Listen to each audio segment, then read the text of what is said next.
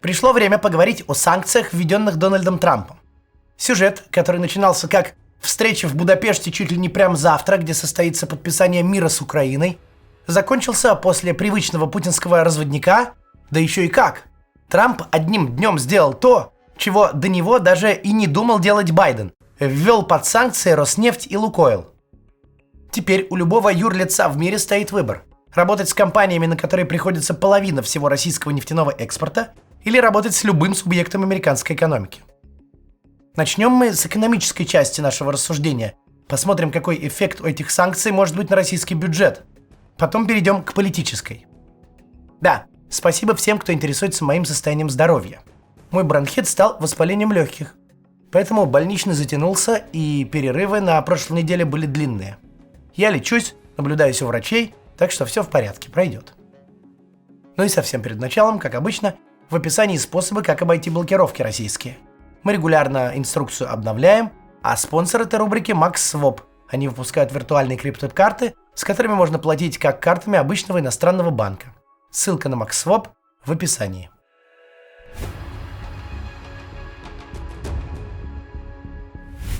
Сначала нужно сказать о прямом ущербе. Давайте считать. Для начала посмотрим на параметры 2025 года. В 2025 году российский федеральный бюджет хотел заработать на нефтегазовом экспорте почти 11 триллионов рублей. Это свыше четверти всех доходов. Осенью, в связи с дешевым баррелем и низким курсом доллара, прогноз был скорректирован более чем на 2 триллиона рублей, до 8,7 триллионов. То есть уже в этом году, безо всяких новых санкций Трампа, федеральный бюджет недополучает пятую часть нефтегазовых доходов, или 5% от совокупных доходов. Невероятно возросший дефицит, который в прошлом году планировался в 1,1 триллиона, а дорос до 5,7 триллионов, в частности, объясняется именно этим. Прогнозы по нефтяным доходам промахнулись на 2 триллиона. Федеральный бюджет на 2026 год принимается с дефицитом 3,8 триллиона. В него зашита среднегодовая цена барреля марки Urals с учетом скидки в $59 за баррель. Но не зашиты новые санкции и наступающая с ними новая, совсем другая реальность. Кто покупает российские энергоносители сейчас? По состоянию на сегодня это на 85% два потребителя – Индия и Китай. От соблюдения ими американских санкций будет зависеть вообще все. В фантазийном варианте, где Китай и Индия полностью отказываются от российской нефти, российский федеральный бюджет потеряет сразу до 4 триллионов рублей по доходам. Это невероятно много и предполагает бюджетный кризис немыслимых масштабов. Предполагает резкое падение собираемости и остальных налогов тоже, потому что кризис в нефтянке потянет за собой всех. Более реалистичным видится вариант, в котором Индия сокращает закупки российской нефти, а Китай сохраняет всю трубопроводную нефть и селективно отказывается или требует увеличения скидки на иные каналы поставок. Частично это может быть компенсировано поставками по серым схемам с использованием теневого флота, частично девальвация рубля, что даст рост рублевой собираемости нефтяных налогов. В таком варианте российский федеральный бюджет потеряет от 1,3 до 2,8 триллионов долларов от нефтяных налогов. В любом варианте, даже в самом мягком, Трамп наносит тяжелейший удар по российскому федеральному бюджету, который и без того в тяжелом положении. Он и без того дефицитный, при этом чрезвычайно оптимистичный. Трамп буквально толкает падающего. Важно ли это для перспектив продолжения войны? Ничего важнее для таких перспектив, откровенно говоря, нет. За эти 4 года должно было стать очевидно. Для войны нужны деньги. Почти исключительно деньги. Все остальное, кроме денег, можно купить, компенсировать и залатать. Плевать, что аппарат госпропаганды, который вы строили, холили и лелеяли 20 лет, оказался ни на что не годен. Что не смог никого привлечь на войну, не сумел построить вокруг нее никакого культа, а мобилизация из патриотического акта превратилась в безмерно унизительное позорище. Ну а коль скоро вы не смогли никому объяснить, за каким чертом начали войну и почему следует на нее идти, значит, людей вы будете просто покупать. Если мерить в людях, на призывных пунктах, 8 лет разжигания ненависти к Украине дали нулевой эффект, зато 3 миллиона рублей обеспечивают эффект искомый. Когда оказалось, что ваш ВПК занимался полной ерундой, какие-то потешные танки «Армата» строил, пригодные только для парадов, когда потемкинские инновации столкнулись с реалиями революции беспилотников, и тут можно не унывать, просто затарить дроны у Ирана. а потом построить цеха в чистом поле и производить все самостоятельно.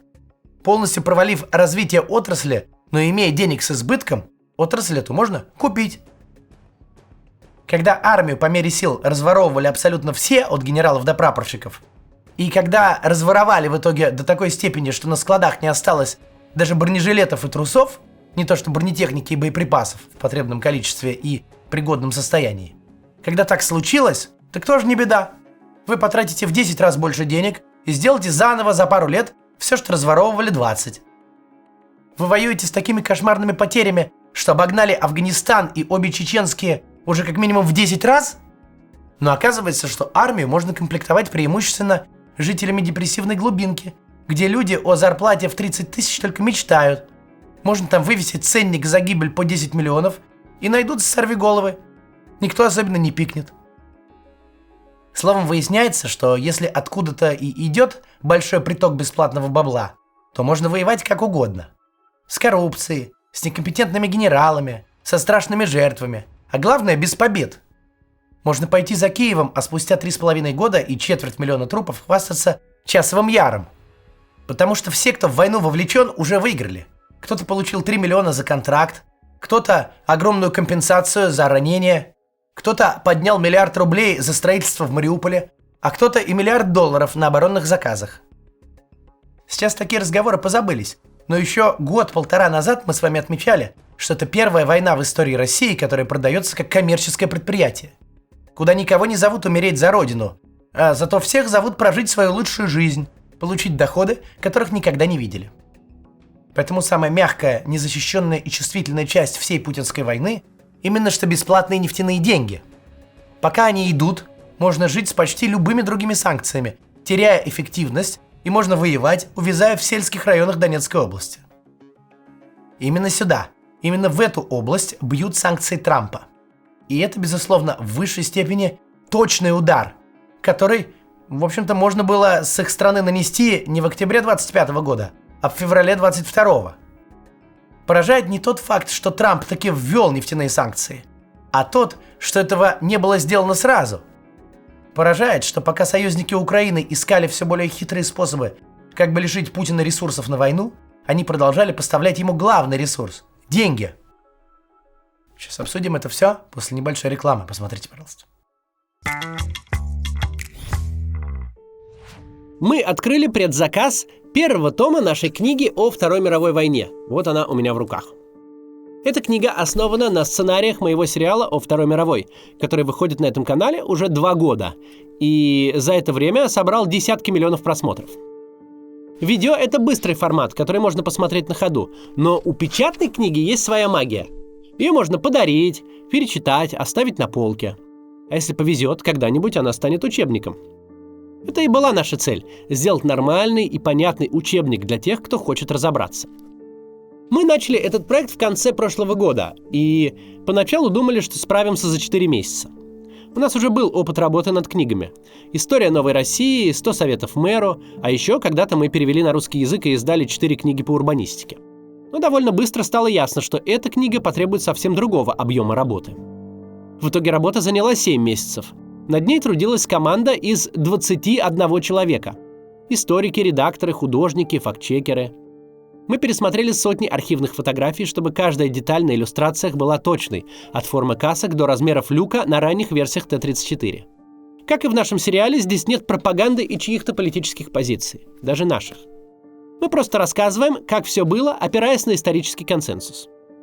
И в 2025 году такая книга особенно важна. Потому что в современной России лозунг «никогда больше» давно сменили на «можем повторить». Тема Второй мировой превратилась в священную корову, окруженную запретами и статьями Уголовного кодекса. Любая книга или фильм о войне сегодня должны укладываться в установленные пропагандой рамки. Нельзя показывать даже исторические фотографии со свастикой. Нельзя обсуждать ошибки советского командования или неудобные факты. За это можно получить уголовное дело. А мы сделали книгу без цензуры, на русском языке, красивую и классную, без цензуры. Первый том рассказывает о причинах войны и ее первых годах, от Версальского договора и мирового кризиса до захвата Польши, падения Франции и обороны Великобритании, ну и начала войны на Восточном фронте, начало Великой Отечественной. Сейчас открыт предзаказ на первый том. А еще мы планируем второй том. Как только соберем хотя бы треть бюджета, начнем работу. Там будет не меньше сложных тем, и мы хотим сделать ее также качественно. Вы можете поддержать нас любой суммой. Если вы пожертвуете $100, мы пришлем вам книгу из первого тиража, а за пожертвование в $1000 добавим ваше имя в список благодарностей в конце первого тома и пришлем экземпляр с моим автографом. Если вы хотите сами разобраться, как все началось, и показать эту историю своим детям или друзьям, без пропаганды, без лозунгов, просто, понятно и честно, заказывайте книгу. Спасибо, что смотрите рекламу. Продолжаем. Так вот, поражает, что пока союзники Украины искали какие-нибудь способы лишить Путина ресурсов на войну, они продолжали активно, целыми эшелонами поставлять ему деньги. Да, Европа чрезвычайно зависима от импорта энергоносителей из России. Не только в части счетов за коммуналку, не только в части ценников на заправках, но прежде всего в части промышленности. Да, Европа может продолжать делать все, что она делает, в значительной степени потому, что сохранила свою экономику, сохранила политическую стабильность. Да, совершенно не факт, что так случилось бы в случае единовременного отказа от российских энергоресурсов. Да, есть такие политические обстоятельства, сякие экономические и еще куча очень разных объективных факторов везде и всюду. Можно понять логику западных политиков в моменте. Но поставим себя на место семиклассника из 2125 года, который будет читать об этих событиях в учебнике. Вот была война, вот были союзники Украины. Они помогали деньгами, оружием, принимали беженцев. Они поставили свои экономики и государственные бюджеты в неприличную позу, чтобы срочно реформировать свои армии, потому что ожидали нападения России, в реальности которого не сомневались. Семиклассник будет смотреть архивные фото из Берлина, который так плотно завешен призывами вступать в Бундесвер, будто Германия уже вступила в войну. Прочитает о переброске бригад НАТО в страны Балтии, о строительстве и укреплениях на границах, о беспилотниках и военных самолетах, нарочно нарушающих границы Альянса. Изучат цитаты российских официальных лиц, которые без конца грозят войной Европе. А затем семиклассник прочтет следующее. Все это время, пока помогали Украине, покупали танки, вербовали солдат, рыли траншеи и тянули колючую проволоку. Пока рассуждали, сколько осталось на подготовку к войне с Россией, придумывали новые схемы изъеба с туристическими визами для россиян, все это время продолжали отгружать Путину бабло сотнями миллиардов долларов. Семиклассник 22 века скажет: да такого просто быть не может. Вы что там все, прошли курс интенсивной лоботомии, что ли? Вы не можете давать Путину $1 миллион на ракету, а параллельно давая Украине 100 тысяч, чтобы эту ракету сбить. И еще на 10 миллионов увеличивать свой оборонный бюджет, точно понимая, что скоро эти ракеты полетят уже по вам. Но до последнего момента вся санкционная политика строилась на абсолютно вздорной мысли. Давайте дадим Путину $1 миллиард, но затрудним ему импорт, запретим покупать там чипы, технологии, станки и производственные линии на эти деньги. Вот только нельзя кому-то дать миллиард и запретить его потратить. Это экономическая околесица, так не бывает. При этом мы не поддерживаем этого модного инфантилизма. Дескать, санкции не вредят российской экономике. Они наносят ущерб каждый день. Санкции можно сравнить с перелетами в Европу. Стало ли невозможно попасть из Москвы в Рим на самолете? Нет, не стало. Просто раньше это можно было сделать за 3 часа и 3000 рублей, если лететь авиакомпанией «Победа». А сейчас этот маршрут можно при желании и с пересадкой преодолеть за 12 тысяч и минимум за 8 часов, если рейсы состыкуются и не случится план-ковер. Разница между 3 и 12 тысячами, 3 и 8 часами, наличием пересадки и ее отсутствием – это оплата санкций в чистом виде. Убийственно? Нет. Если вы собрались в Рим, лишние 140 евро вам погоды не сделают. Но это сумма, на которой вы становитесь беднее чисто в результате санкций. Также работает и у компаний. Если вы от прямого контракта с немецкой компанией перешли на серую схему через казахстанскую прокладку, это стоит денег. Содержать юрлицо в Казахстане стоит денег. Промежуточные счета и переводы между ними стоят денег. Юристы, помогаторы с немецкой и казахской сторон, которые схемы эти будут проворачивать и прятать с учетом местных законодательных приколов, тоже не бесплатные. Не все компании подобны «Газпрому» и «Роснефти». Не для всех такие расходы – это карманные деньги. Да, суммы эти не убивают бизнес, но никто не тратил бы их добровольно.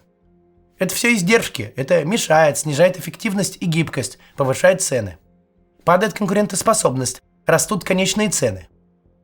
Наличие даже самых простых промежуточных звеньев, добавленных только для обхода санкций, никому хорошо не делает. Понятно, что Путину это все хихоньки и хахоньки. Ему все нипочем. Он шутит про унитазы, очень весело для младшего школьного возраста. Не ему же эти проблемы разруливать. Он придет ко всем, кто занят обходом санкций, и повесит на них новые налоги. Поэтому не надо этих разговоров об отсутствии ущерба от санкций. Ущерб есть. Просто не там, где нужно, к сожалению. Он бьет по гражданам, бьет по бизнесу, но не лишает Путина денег в потребном масштабе, чтобы война остановилась.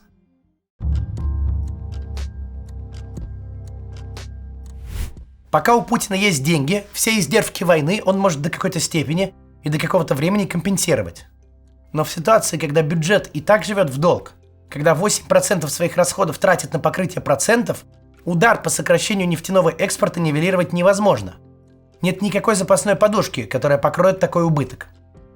В самом оптимистичном варианте бюджет недополучит 1,3 триллиона рублей. Напомню, что примерно столько Минфин планирует получить от повышения НДС. Рост главного бюджетообразующего налога на 10-ю часть, который точно нанесет ущерб экономике в целом, будет съеден нефтяными санкциями. Это реальный ущерб, не только экономический, но и политический. Путин теперь не выглядит как сильный лидер. Он выглядит как совершенно ополоумевший тип, которому американский президент полгода предлагал царевну и полцарства в придачу, по сути, бесплатно. По сути, за то, что Путин остановит войну там, где она и так остановилась, откуда значимо больше он уже не пройдет, ничего лучшего не получит, за заморозку войны Путину предлагали сразу все на свете. Снятие санкций, выход из изоляции, дружбу, любовь, совместные проекты. Собственно, именно поэтому так много людей, в том числе из российской властной элиты, так искренне верили в договорничок между Путиным и Трампом. Ведь от такого предложения не отказываются. Это совершенно невиданный фарт. Тебе спускают с рук войну, назначают агрессором Байдена, готовы надавить на Европу во имя снятия санкций. Тебе готовы дать все, что зависит от Трампа. Трамп по непонятной причине влюблен в твой образ. Чтобы этим не воспользоваться, чтобы ударить по такой протянутой руке, нужно абсолютно уехать башкой. И те представители высшей российской знати, кто убедил себя в том, что Путин никуда не уехал, а просто ошибся в 22-м и ищет способ максимально выгодно ошибку исправить, естественно, верили в скорый мир. В итоге же Путин устроил совершенно невыносимый цирк, развлекая в нем только себя. И в конечном итоге доигрался до того, что Трамп, который разве что в рот ему не смотрел, пошел его разорять, причем гораздо более свирепо, чем предшественник.